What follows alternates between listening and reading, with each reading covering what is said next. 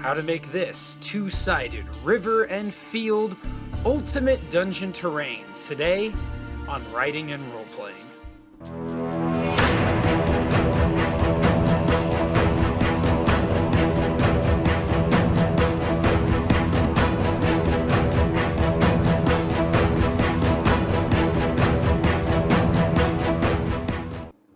Hello everybody, my name is J.S. Matthews and welcome back to Writing and Roleplaying. Now today, as you can see, we're going to do another set of ultimate dungeon terrain.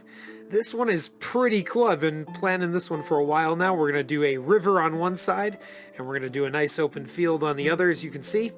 And one of the things we're going to be working with is resin, so I'm actually really excited about that. Now to jump in here, I started off with a piece of this just XPS foam, and I melted it down the middle with a heat gun. I had footage of that, and I cannot find it. But by the end of it, it looked something like this. I melted it right down the middle. You can see that little divot. And then I added some dirt down the center for kind of the river bottom, and then I put some grout around the outside. Just kind of add some sort of, dirt, sand texture. Now, I ended up painting over this with some Mod Podge and black paint. I'd already done it once, but I added that second coat just to kind of lock this all in. Plus, I wanted to try out some new painting techniques. But I gave it a nice thick layer of that black paint Mod Podge to hold all that in, give us a nice thick surface to play on. And then I used some just some PVA glue here and glued down some rocks in the riverbed just to kind of add, some rocks down the middle of the river. I figured that'd look kind of nice. It's supposed to be a pretty decent sized river. So now the next thing was we're going to add some paint. So I just took some regular brown acrylic paint, threw it around the outsides, and if you notice, I'm going to put it down the middle as well, but I'm going to add some black in there too, just to kind of get that center of the river to be a little darker. And then I just start painting around the outside, just, smudging all that around, covering all my surfaces. And again, I keep this real wet. I've been dipping my brush in water actually as I do this, and that just keeps the paint really wet, because what I want to be able to do is blend that darker color up from the middle and up onto the banks, and that way it looks like you got a really nice transition between light and dark brown.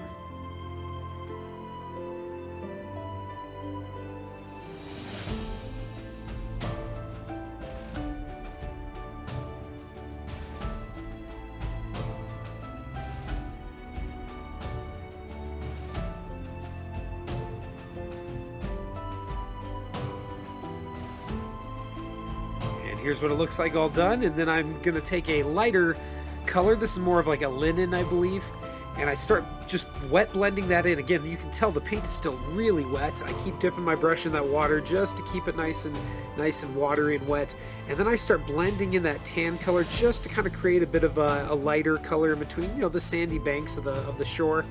And I think it looks pretty good. However, I ended up covering this up as well. I just decided I wasn't really sure I liked it. It just wasn't perfect. Also, I tried to paint the middle of the river a little blue, and I ended up not liking that. So I put another layer of dirt down, and then this is grout mixed with glue and water, and I just made a really nice paste. And as you can see, I just slathered it all across the banks of the river there, and even some down in the middle near the rocks, kind of make it look like the water's kind of pouring that way. I also added in some of those sticks. You can see I just glued them in, and I also gave them a good wash with Agrex Earthshade, and I even did a little bit of a brown wash around the edges of the banks there. As you can see, I finally added in the flocking as well, and then I took some kind of these little greenery I had from the dollar store and just kind of added that in around the sticks and the rocks, make it look like there's some seaweed under the water there. And then as you can see, I also created a dam using masking tape, and I also put some glue down in between it to really make sure the resin didn't leak. I was real paranoid about that. This is my first time ever working with resin, so I was real careful with it. Here's the resin I used. This ended up being definitely not enough. I went and bought 2 more bottles that were significantly larger. I couldn't find this exact kind, so I just ran to the store and bought a different kind, but it all worked out okay. So here I am mixing them separately. I have part A, part B. I even labeled the little cups there. I'm going to add some green tone to one, and then some Drakenhof Nightshade to the other, which is more of like a blue. Really sad thing here. I was using that paintbrush and totally didn't realize later on that I had touched it to some of the compound A and B, and that paintbrush is now basically a stick. So that was unfortunate. But yeah, I added some Agrix Earthshade in there as well, just give it that nice brown look to it. And honestly, these worked really well. I didn't want a super see-through, you know, river. I want it to be kind of muddy and yucky, so I'd be okay if there's little particles in there. But this actually worked really well. It really wasn't that bad. Now here I am mixing those two parts together, and this is going to start that reaction between the hardener and the resin. And I think this stuff was 24-hour. So it wasn't, you know, I had a long time to play with it, but again, I had never done this before, so I stirred it for about 3 minutes and stirred and stirred, and then finally when I was happy with it, I took everything out to my garage because I really didn't want these chemicals around where I was sitting. Figured breathing that stuff in wasn't the best idea. And here is the slow motion pour that I almost missed, but I didn't.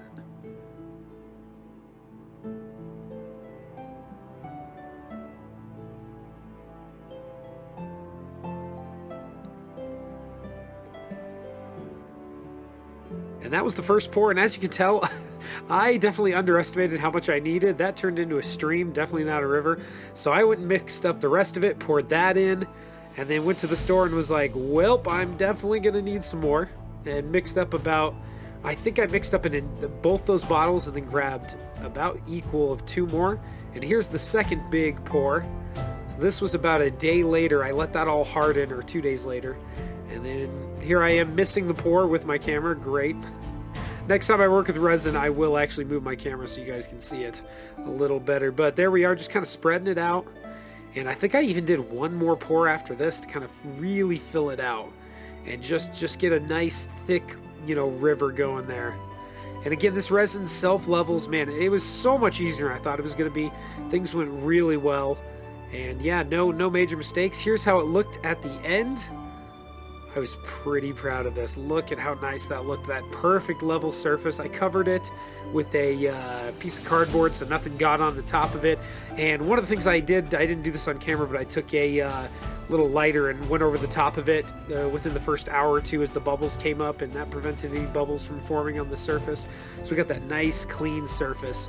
And here I am taking off the tape, getting rid of that little dam we created. Don't need that anymore.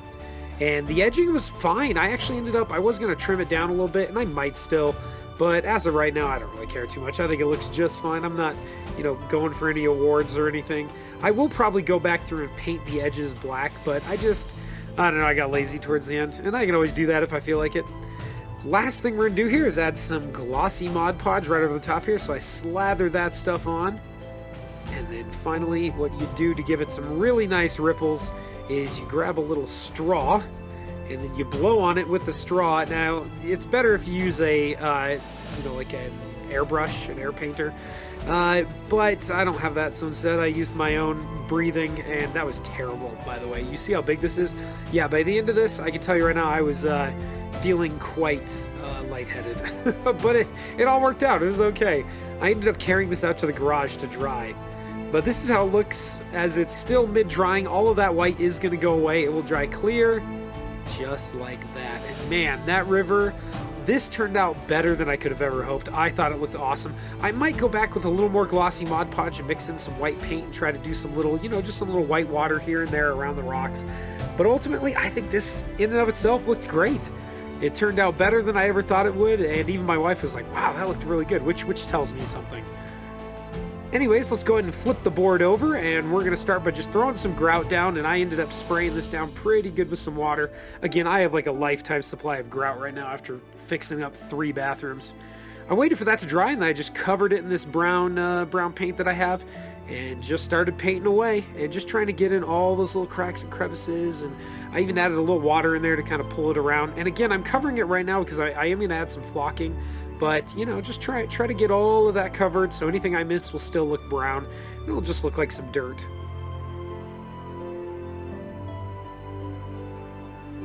Now next up here, we got the flocking. All I do is just layer down some tacky glue here. And then you're going to see I'm just going to start pouring this stuff on. I mush it around with my finger. I was going to use a paintbrush. I decided, whatever, I have my finger. Let's just use it. Who cares? And I just mushed it around and ended up just dumping. I had two types of flocking. I had a darker green and a lighter green. And so I just kind of put that in a bowl and just started dumping it on there. And I think this is really just colored sawdust. But to be honest, it's fine. It cost very little money. I forgot how much I got this for, but it was pretty cheap. And I just layered it on there and then dumped it off onto some parchment paper. And this is how it looked as it was drying.